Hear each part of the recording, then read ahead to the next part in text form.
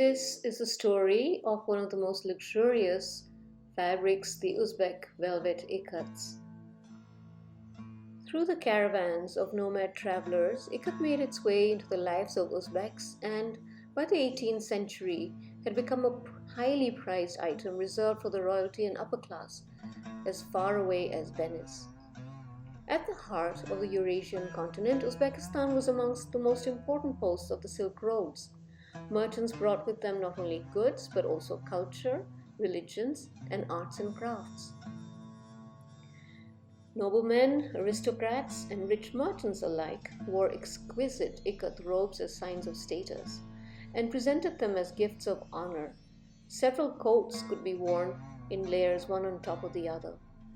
Only the most skilled artisans were allowed to produce ikat, and it was them who gave the art of ikat to Central Asia its unique identity.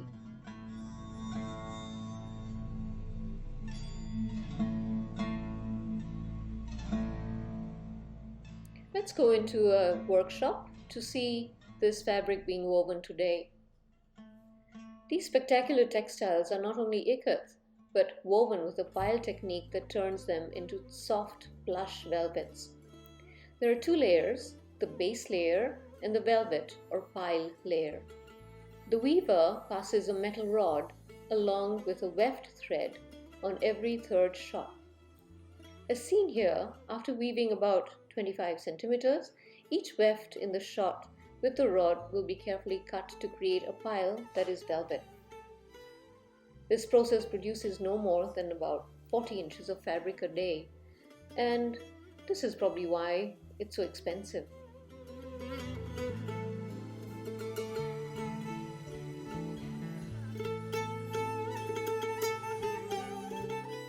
Ikat design is about abstraction.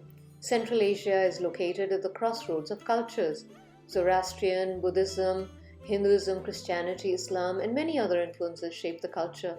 Obviously, the latest religion had a dominant effect. It was safer to keep the symbols generic, often relating to plants and fruits. No religion or political movement could be offended. A pattern that looked vaguely like a carpet weaving comb could be seen as a lucky amulet if it was turned upside down. This is a very wise ancient marketing approach too. It meant that the target market for the fabrics was as large as can be. And it can be seen today by our travelers buying up ikat by the yard. Ikats are Uzbekistan's success story, and velvet ikat is making a firm comeback after languishing during the Soviet period. Dana and I can't wait to get back to Uzbekistan in the spring. I hope you'll join us.